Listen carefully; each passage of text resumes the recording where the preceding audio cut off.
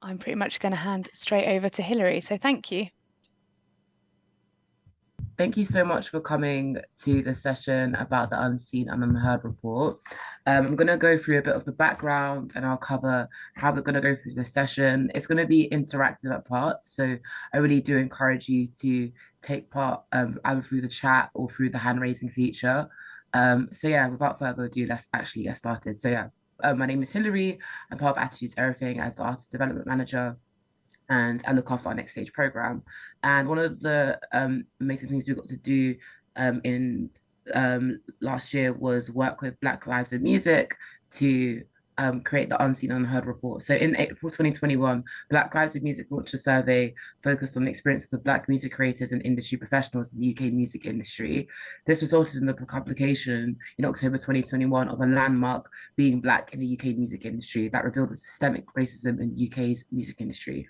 16% of the respondents identified as Black African, mixed African and Caribbean descent, alongside being disabled or people with long-term health conditions such as diabetes that impact their day-to-day lives. So these 149 individuals were composed of 99 creators and 50 industry professionals.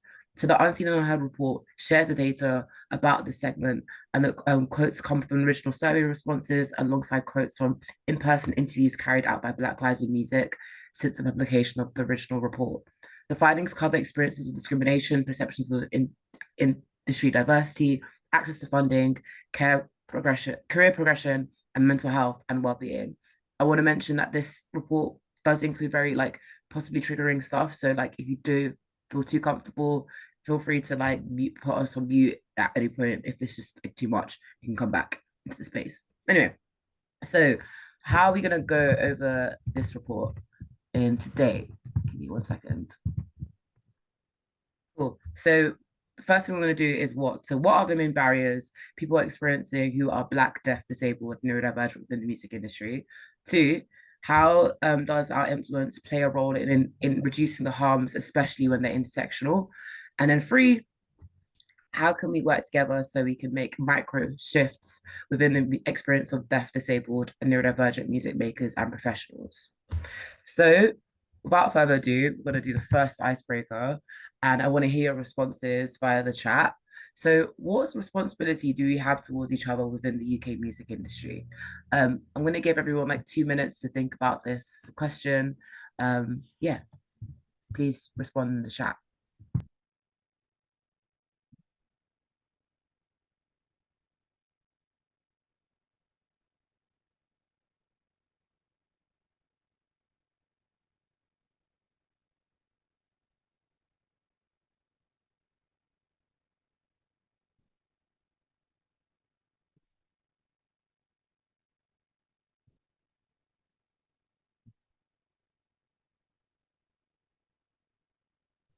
So we've got one response so far. So to work towards fairness and equity. Another person shared respect and solidarity, to look after or out for each other. Um, any more responses? These are really good responses. Providing platforms for artists from all backgrounds and abilities to perform and share their work. A level of respect, kindness, and duty of care, equity, and inclusion. Care and respect, widening party representation and making it accessible. Any more? For any more?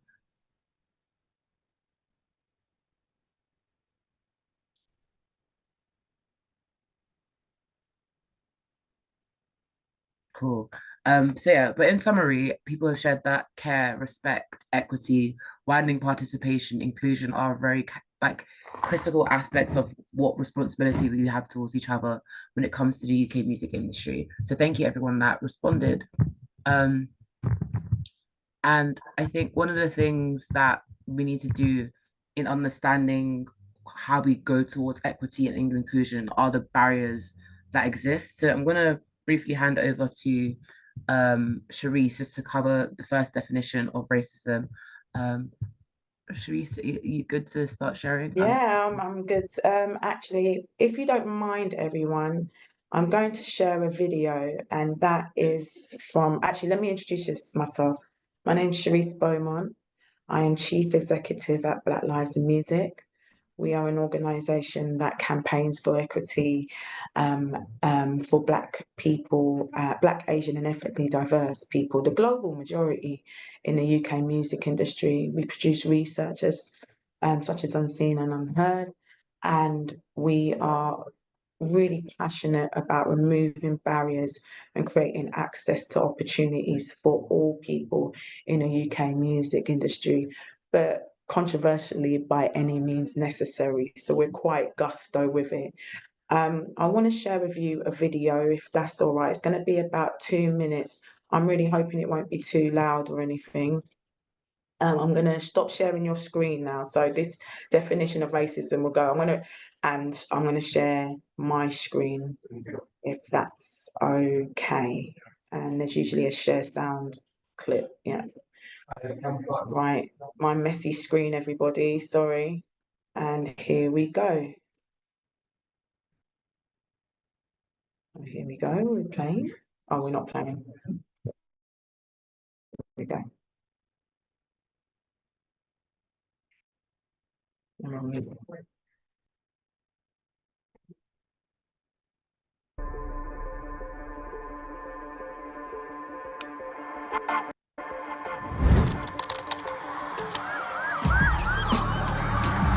After the racist murder by fire of 13 people in January 1981. People really don't understand what it really is. The denial of somebody's rights, the dehumanizing of another person. Racism to me is a projection of lack of self-love. A dominant community trying to go as far as to say control. Overriding intention to dislike me or hate me because of the colour of my skin. Oh, racism is a thing where you get called the N-word, but actually racism is very insidious. What you have is you have different layers. Things that we've been taught across the years. Just continues to be perpetuated. I don't think it's for the Black community to do anything to end racism. There's a difference between racism and ignorance. It's a root, something very deep. It's like a cancer to me. There could be no going back for the Black community. Racism does exist in the music industry.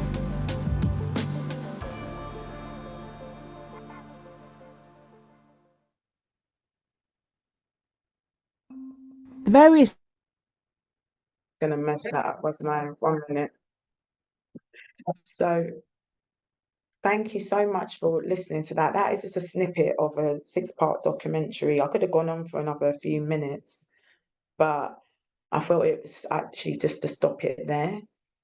One of the reasons why we chose to use data and research is for a very long time, 400 years, in fact, Black people have been sharing and expressing their experience of working and living and breathing in this country, in the West. Yeah, we're gonna release that in October, Alice. I hope I'm saying your name correctly, Alice. And for 40 years in the UK music industry, there have been people campaigning against racism for access and opportunities in the same level playing field as everyone else in the music industry, still expressing, still telling people what's going on, to no avail. So when Black Lives in Music got started, we said, you know what? Let's get some hard evidence, hard facts. And that's why we decided to do a survey. Nearly 2,000 people completed that survey, Black people sharing their experience as a Black person working in the music industry. And that report is called Being Black in the UK Music Industry. But one of the things that stuck out in that report was their lived experience of being Black and disabled in the music industry. I remember looking at the data, actually looking at the raw data, the Excel sheets, and these stats which Hilary will share with you just kept popping out. And I was like, we can't ignore this. This is actually a real thing. The lived experience of Black disabled people is, as you can imagine, so much more worse than everybody else. And this is where real intersectionality will come in, which Hilary will define later. So after speaking with Attitude is Everything and some of people who identified as being disabled or having some who were neurodivergent, we decided we're going to write another report on the lived experience of being Black and disabled. I know I'm speaking about racism here, but racism is one barrier. But as you know, everybody in this call, being Black and disabled is another ball game. So for us and our partnership with Attitude is Everything, we want to be able to create the platforms which was spoken about on the chat. And we have various initiatives that go beyond this report in order to create access and opportunities. We have over 110 partners, industry partners at Black Lives in Music, and we want to be able to ensure that they embed our recommendations for Black disabled people working in the UK music industry. That's all from me, Hilary, if that's all right.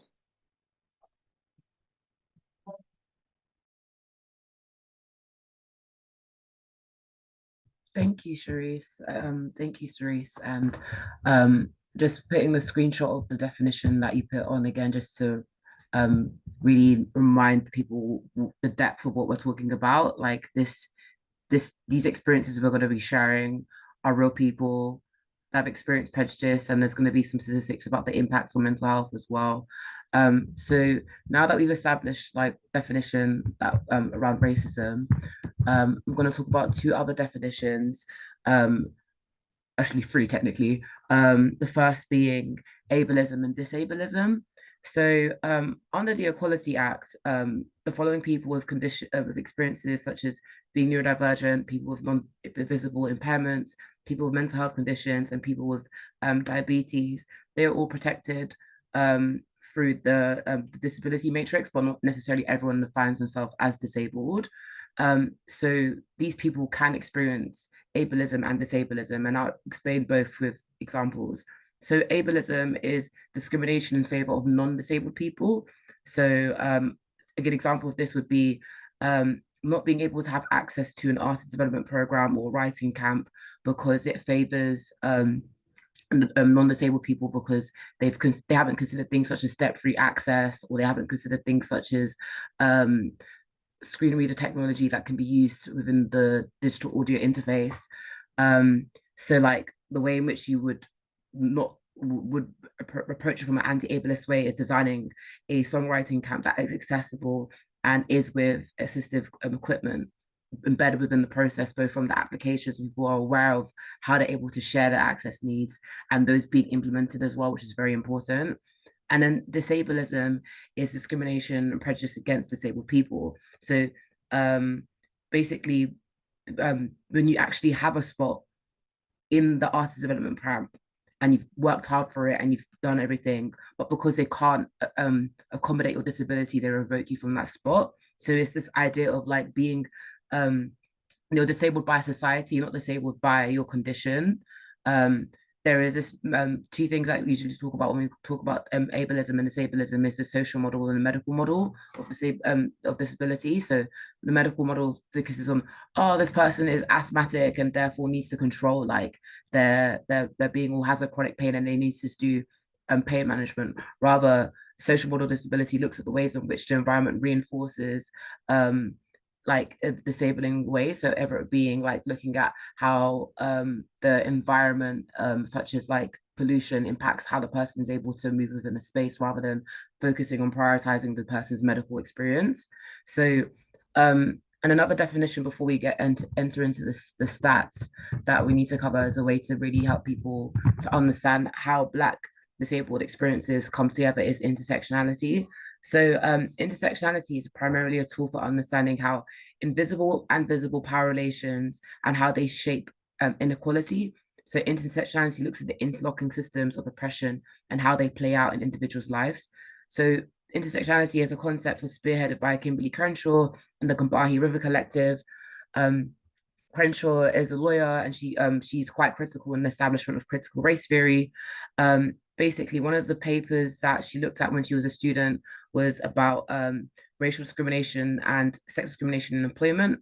There was 3 cases, so but the one I'll focus on is D. Graffield and versus General Motors. Basically, in these court studies, Crenshaw found that the courts had a narrow view of discrimination.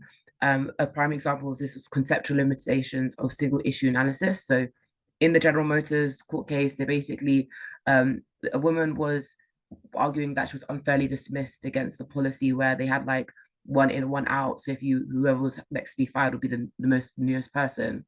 And she was a Black woman, and she said that, this is discriminatory, but the General Motors basically came back to her basically saying, we hire Black men and we hire white women.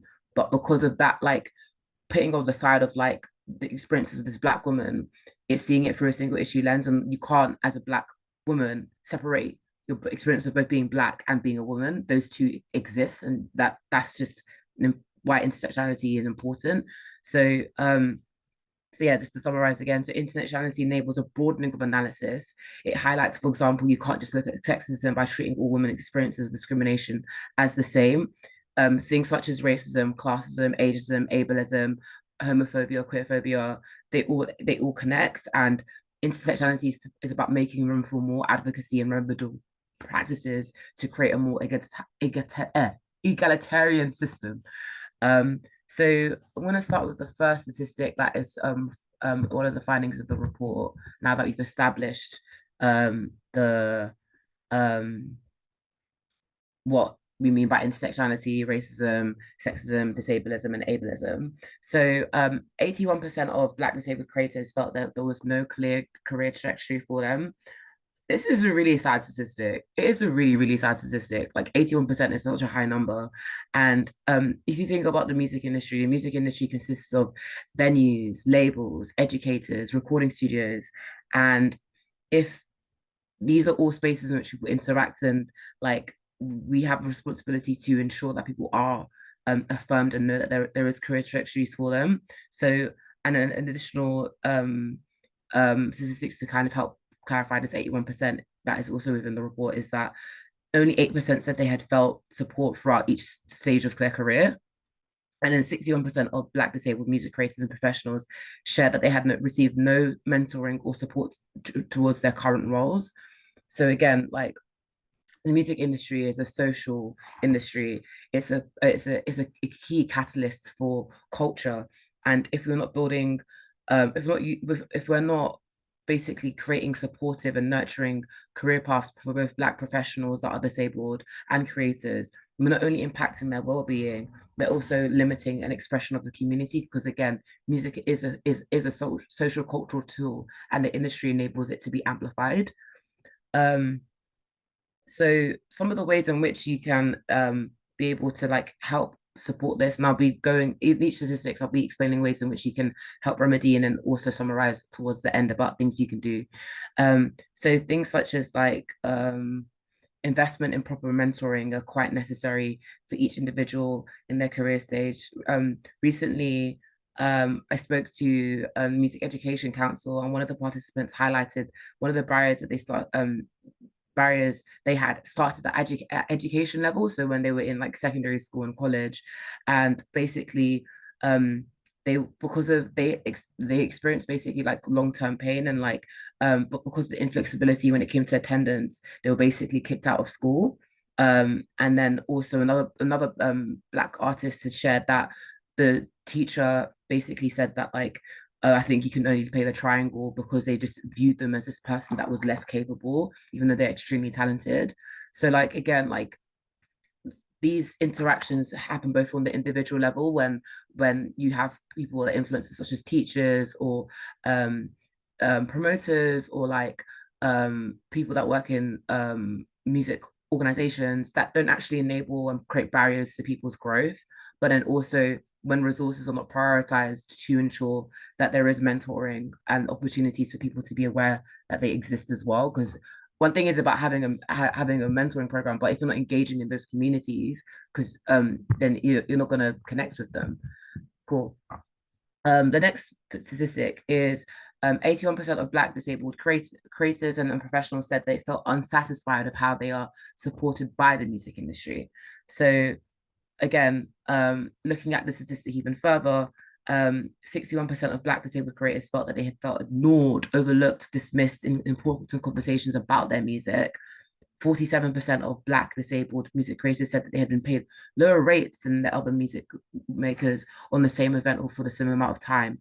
And then 58% had been offered contracts that compare unfavorably with their non-Black counterparts. So when we're thinking about support and when it comes to our creative careers and professionals, as both professionals and creators, like one of the massive things that can be an issue is pay, as highlighted with the disparities of 41% of 47% of Black disabled creators saying that they had been paid a lower rate than other music makers while working on the same event or project.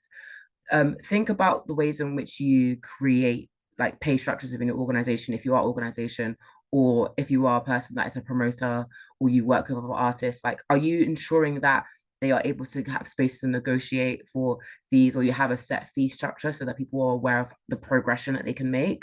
Are you also creating social affordances so people can not only ask or critique or provide transparency around like salaries and pay, so that people feel are able to invest in other aspects of their career? Because again, a lot of opportunities in music rely on the freelance industry within creativity. So like it's very important that we are able to be transparent when it comes to compensation and support that we give. Another thing as well within music is like networking. Everyone says networking. You network with your net worth. I'll never forget that. We used to say that a lot at uni. When you run networking events, there's ways in which people can come together and build contacts. Are you creating social affordances so the person doesn't feel both racism and disableism and they feel safe and seen to participate? Like an example of this might be like, are you able to ensure that there's participation rules within your network space where you're saying you don't tolerate this form of discrimination? So yeah, moving on to the next statistic. Cool. 70% of Black disabled music creators and professionals said that they have experienced racism or racial bias towards them. 22% have had to access counseling as a result of these experiences. I want to read a quote from Esther Ray, who was one of the interviewees as part of the report, and she is a senior events manager. And the quote says, "I was strong, putting on a brave face that I could handle the comments in the situation. But then when I got away from it, it was like, wow, like this person really insinuated to me, you're dumb, you're stupid. Like they said to me, you can't manage this event on your own. You're female, you've got dyslexia, and you've been taken seriously, and you want to be taken seriously on big projects with big clients. So imagine that being your everyday. And on top of that, you've got people making you feel like shit. Apologies for my French, but I need to say the quote. And about that, that's going to affect you at some point. And that's the mental health issue it gave me. So like in reading that quote and sitting within that quote, like deep how many hours we spend in our lives at work. We spend 40 hours a week plus, especially in the music industry. And the ways in which we move and the relationships that we have within the space really do impact how we both somatically understand ourselves, but then also because again, the trauma of those experiences and what Esther shared within the experience of experiencing both like sexism and ableism, it creates a trauma within your body and you're having to seek counseling as a way to remedy that.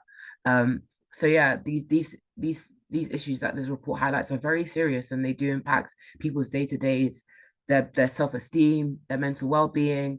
And as again, the statistic, 22% had to access counseling as a result of the experience. So I'm going to go into some more case studies to highlight like both the relationship between the statistics and people's day-to-days. So I think what these statistics really highlight and show is that music industry is all about relationships. And I'm going to go into the stories of people's experiences. So on the screen is Michael Greason, who is also known as the House Poet. He's a DJ, radio broadcaster, music producer and engineer, and lovely person as well. And the quote says, "It felt like this angry Black male stereotype against me.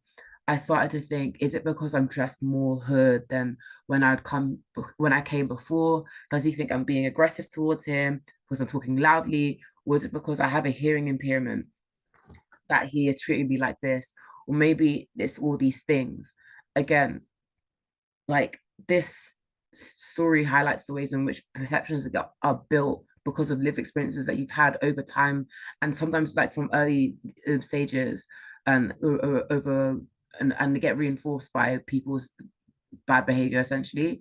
And that does, as shown in bad statistics, of having to constantly battle between these stereotypes of, oh, am I being seen as an aggressive black male, to a person not realizing that the person is partially has a hearing impairment. Like all these things play into people's experiences of how they move within the music industry. Another quote that I want to highlight is I don't so it's from Jay McGregor, who's a radio TV presenter, content creator, and executive. I don't think that Black disabled people don't want to speak up. I think it's because there's been no reason to speak up, and there's not a lot of support given to Black community around learning disabilities or in the music industry and media industry. It feels like there's no point in doing it because it will not bring any more awareness, benefits, or support. So everyone is just kind of doing their own thing.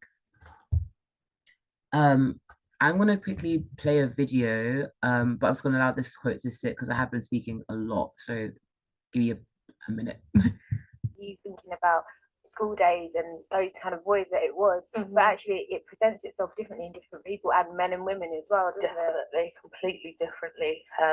So I definitely internalized a lot, and because I was different and I grew up in areas where I wasn't necessarily surrounded by other Black people, I already stood out. Yeah. So what I now know as masking, that was built in. I somehow built that into myself. That was part of my package.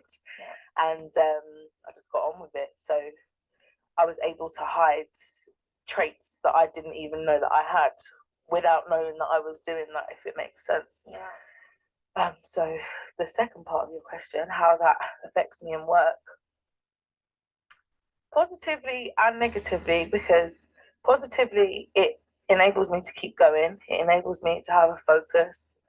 It keeps me driven.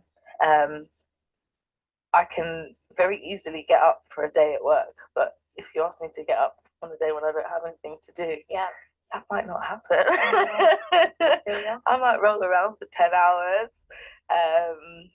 So it helps me with those aspects, but I think with neurodivergence, in particular autism and ADHD, even though I feel like I can be in the room and I can be fully present, I still seem to stand out to the other people in that room. So, for example, in work, a lot of my mannerisms and gestures and the way that I would do things, or the way that I would respond or take things too seriously, these things kind of highlighted me and set me aside from other people. So I do get a bit of a reputation for being a bit stiff or not being able to take a joke. Really? Yeah. I usually wear coloured glasses because I have a condition called Erlen syndrome. So generally, Black text on white background moves and makes me feel really dizzy and ill and all of those kind of things. So I wear these tinted glasses, and when I moved back down to London, I was running I'd call it quite famous cocktail bar in London somewhere, and my lenses were pink, so people used to come in and just call me a Power Ranger. I laugh now, but at the time I would say that's not funny. You know, someone might not be able to take that joke. I'm not taking that joke. We're not friends. You know, I don't know why you'd feel so comfortable to take the mickey out of me all the time. But it just continues. It's like the more that I would resist things like that, the more that it made it fun for other people. Cyclops as well, I would get called. So yeah. I used to get called that back in the day as well. Why would you do that? People were very brave, you know. Yeah. You know, they don't realise I'm from Peckham. Do you know what I mean? It's just, but it's, yeah. No, people. It's about boundaries, isn't it? People like they don't know you. They just like I remember one time I came out of a club. It was like 4 a.m, and obviously everyone was like drunk and stuff. And some guy came up to me and was like, "Wow, your glasses are really thick. Like you must scare all the children." Oh my And I was like, I didn't even know what to do. Like, you know, sometimes things happen, and in the moment you don't know what to say or what to do. And then afterwards, I was like, "Oh, did you just?" In my head, I just felt full gangster. Full gangster. So yeah, with that clip, just to summarize, Lauren was sharing about her experiences of being diagnosed with ADHD and autism, and the ways in which masking impacts her. So masking is a term a lot of neurodivergent people use as a way to like hide that they are neurodivergent, so they can come across as if they're neurotypical. And as a result of that, like you kind of live like two lives. And in these experiences of sharing both like Joy, who's also a colleague of mine, and Lauren, basically both sharing that like the ways in which you're literally physically moving in space, whether it be the nightclub or whether it being interactions with like staff and people in the public, like you can get these like microaggressions that impact you both from a disabled point of lens, but also like even when you're wanting to fight back, people are making it a joke. And when people do that, when people find out you when you're trying to say something that's very important, it's very demoralizing because it means you're not being seen. Again, unseen and unheard. So we're gonna come to a Q&A soon, but before that, I'm gonna quickly share my screen again. Where is it? Yeah, cool. So yeah, we've got another icebreaker. What is your role in the music industry? It would be great to hear in the chat what you do, because now we're going to move into like what we can do now that we are beginning to understand the experiences of like Black disabled people within UK music. Please do share. So if you're a musician, if you work with young people, and I'll read it out. Cool. We've got someone running a talent development program, development coordinator at Pirate Orchestra, tech man for disability charity.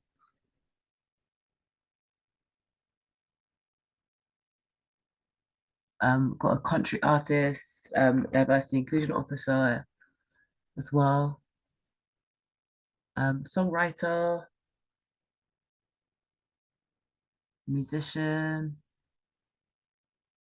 funder, creative director, music business management skills and training. Any more? Box office manager, music venue, head of operations, multifaceted creative industry professional, and then a producer and volunteer. Thank you so much for all sharing. Sorry, I've got a little hiccup. Cool. So we all have influence within our roles when it comes to the music industry, whether it being doing artist development programs, being a box office manager, being an artist or a songwriter. We interact with people in our day-to-day, and how we move in those interactions are very important. So here are some like small suggestions, and we'll go into some more about actions you can do with us as well, regarding how you can help break boundaries within your current role. So for example, if you are an educator, or especially if you engage with young people, evaluate how your curriculum includes case studies from successful Black disabled musicians. And please, I love Stevie Wonder, but Stevie Wonder is not the only Black disabled musician in there. So please, there's other musicians such as Dr. Clarence, who features in the Unseen and Unheard podcast, for example. If you are a hiring manager, really evaluate and ensure that like people are paid for their time, whether it being if they're freelance or they're contracted, and really ensure that they are benefiting from the organization. So, and you're thinking about that. So either being evaluating pay gaps or making sure that there is a clear, stated and consistent freelance rate. Another thing that you can do for your organization is by signing up to Black Lives in Music's anti-racism code and implementing Attitudes to Everything's accessible employment guide, which is all online, and we can send these links afterwards as well. If you run conferences, networking events, and industry showcases, really invest in ensuring that disabled people have their access requirements understood and met during the planning throughout to delivery. You can use things such as access riders from Musicians Union, and sometimes doing that via like basically sharing it to all people that participate within your space is quite good, because sometimes people are not even aware that an access rider exists, or they can even ask and speak out. I think sometimes, especially when you work in a space that is like disability justice focused, sometimes you forget that like not everyone is confident in sharing what they need. So like being able to like signal and be like, hey, come in, like this is an access rider process that we do. It helps people to confidently come and approach the conversation so they don't have to mask. And then again, if you have opportunities such as artist development programs, really ensure that like those programs, when you're applying for them, they're both accessible and they have a community informed engagement plan that prioritize and engage with marginalized folks. Because again, like we found that like there was another statistic which I haven't read out today, but about like Black disabled artists finding opportunities too late towards the deadline, and as a result basically like not applying. So like again, you need to ensure that you are actively creating really good engagement plans so that you are excluding people. And one thing that we're going to mention again towards the end is Black Lives in Music. They have an amazing like jobs board, like featuring your job opportunities, and Friday that is really important. Next Stage, you run a monthly newsletter where we highlight different like funding opportunities, workshops. We're even doing a music sync opportunity that's come through as well. So like share these with organizations that are on the ground working with these communities so that they're able to push these opportunities to those that are under-resourced and need that support. And then again, if you want to learn more about how the music industry is impacting people's experiences in their day-to-day, highly encourage you to listen to all of the podcast episodes. They're on streaming, they're on YouTube.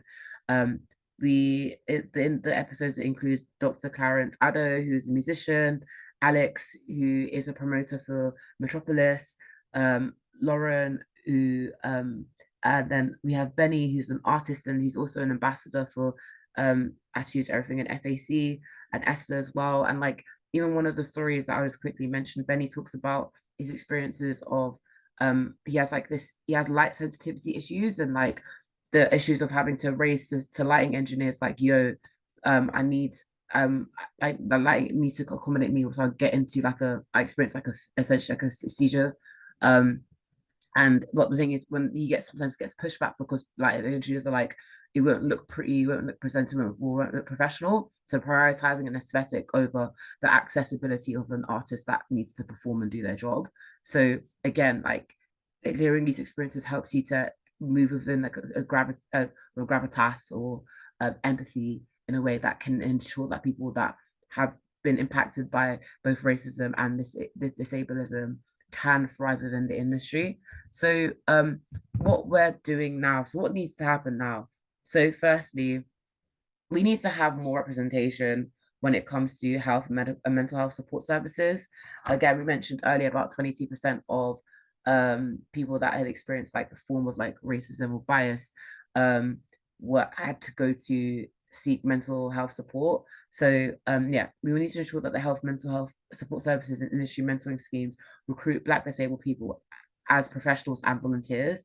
That conferences and industry forums provide platforms to Black disabled creators and professionals to share both their lived experiences and their professional expertise. Like that is so important. Black disabled organizations, Black disabled and organizations are involved in marketing campaigns in meaningful and non-tokenistic ways, which is very important because people can tell when you're just thrown on a very lazy idea, if that makes sense. The second area which we need to engage with is consultation. So Black disabled people are involved in planning and evaluation of services designed for artists and professionals, that they have safe spaces for Black disabled creatives and industry students are created to share their lived experiences in a way that is trusted and that feedback will be acted upon, because no one likes a talking shop. I hate talking shops. They irritate my soul. as someone who is also a Black neurodivergent creative and professional, talking shops are very irritating because they're waste of time, they waste people's energy, and like you don't want it to become a space in which people are having to re-traumatize themselves because they are just sharing their trauma rather than their trauma is being listened to and being acted upon.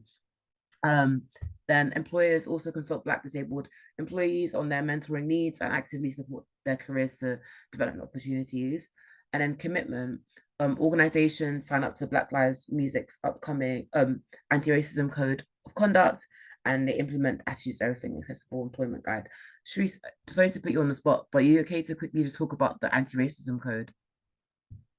Sure. Hi guys. Yeah, so we have developed an anti-racist code of conduct.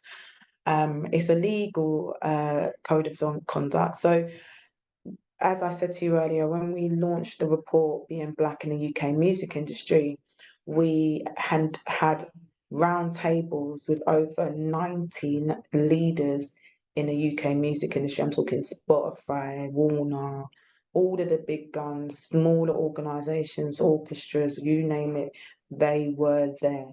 We went through the findings of our report, and the consensus was at those roundtables, we need to create an anti-racist code of conduct. Well, we've done that. We did it last year. But alongside that code of conduct, the code of conduct is just a piece of paper, just no different from this picture on it. It does nothing. So for us, a mechanism for support, particularly mental health support, a mechanism for consequence if you break the code, and a mechanism for investigation was necessary. We believe it was necessary.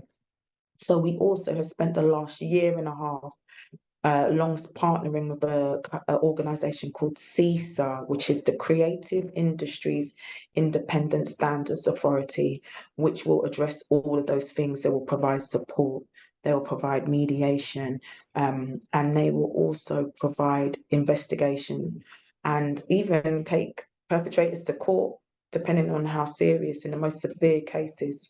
So with CISA, alongside our anti-racist code of conduct, we are rolling that out across the music industries and the creative industries as a whole. Now, we're looking forward to that. It's a legal document. We didn't write it. We partnered with 3 different law firms, as a matter of fact. We had a version. They looked at it and said, yeah, and they ripped it up and said, you know what, we're going to start again. So we had Reed Smith, Womble, Bond and Dickinson, and Simpkins took a look at it as well. So it's a robust code, and we are looking to launch it with that documentary which you saw as part of our training series, and a piece of tech that we have created for the music industry as well, which will be sealed until that time has come in October. So we're looking forward to doing that. And really, the piece of tech and anti-racist code of conduct is really for everyone. Even though it's an anti-racist code of conduct, it is, because we are concentrating on race. We're also concentrating on all protected characteristics for the very, very reason what we're discussing here.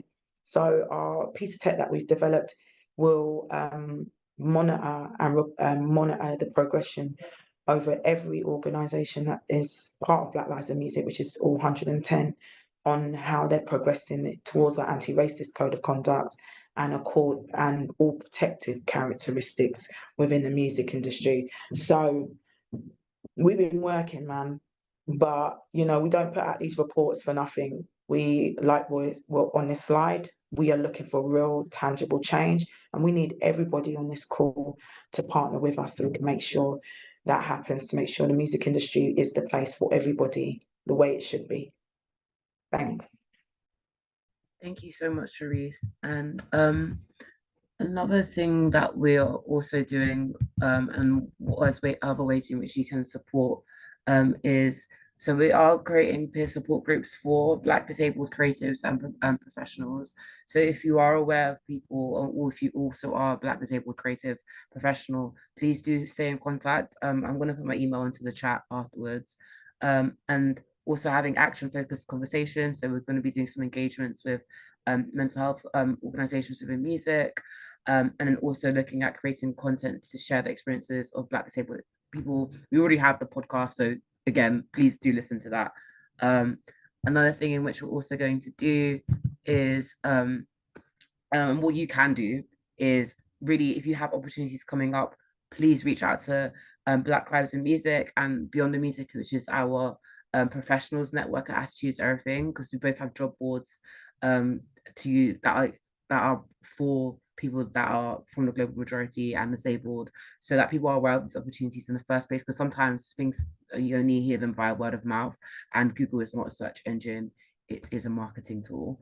Pay and platform disabled music creators and professionals. So if you're ever doing any engagement or investigations in your own work, ensure that they are compensated fairly, because again, this is not like it takes a lot emotionally for someone to engage in this work, and it is work. And then also Black Lives in Music have a new survey looking at harassment and bullying. Teresa, you okay to talk about it a bit? I'll just put the link into the chat for the survey as well. Yeah, it's a survey. We just want to, off the back of our, we, like many other organisations, gave evidence at the Misogyny in Music inquiry. And after some conversations, I won't go too much into it,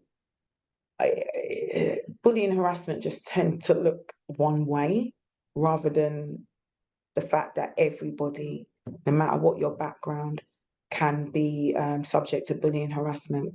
And that's the conversations we've been having at Black Lives in Music for years. And in addition to that, although we documented in our research or asked the question, you know, have you experienced racism or direct racism? We never asked the question, what does that look like? So this survey, this bullying harassment survey, is for everyone. We know people that identify as disabled, people who identify as Black, everybody, any background, experience bullying harassment, but there's no data or no research that backs that up. All of the research that's out there is, sorry to say, white women, you know, and that's not the case. We know that. So we really want everybody, you know, whether you witnessed it, you might not have experienced bullying harassment, but you might have seen someone get bullied and harassment, to take this survey. Go to blim.org.uk/change and be a part of it, where the results, it's a completely anonymous survey. We're working with a research agency, they've made it anonymous, so we can't even get to the bottom of the whoever it is. We can't even, that's Black Lives in Music. But that information we are taking to government level. They want it. We've been speaking with the DCMS and other MPs for a while about this. So we're hoping that once we show them what is actually going on in the music industry, there can be some change. So again, blim.org.uk/change. We want to hear your voice, be a part of change in the music industry. Cheers, thanks. Thank you. So yeah, that is the end of the presentation. Any questions? I think we have a chance for like 2 questions. But yeah, thank you so much for listening. Or comments as well, because sometimes you might just want to speak as well. Feel free to. Can I just say one thing as well? Mm-hmm. Unseen, Unheard, the report is just the beginning. Like it was just us doing what we can with the limited resources that we had at that moment of time.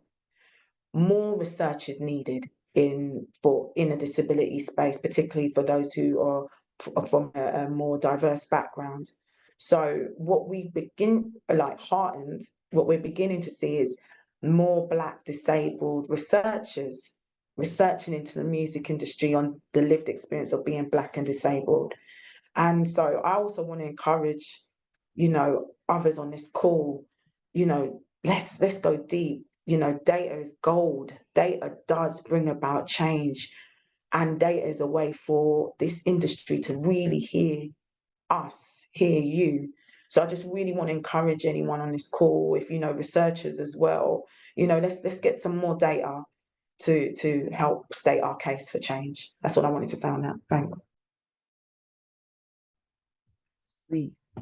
I 100% agree with you. And like, in fact, this month, we're hopefully launching our next stage survey that looks at like people's experiences that are disabled artists, and like being able to like research and have data really ensures that our engagement is data driven so that we can make an impact.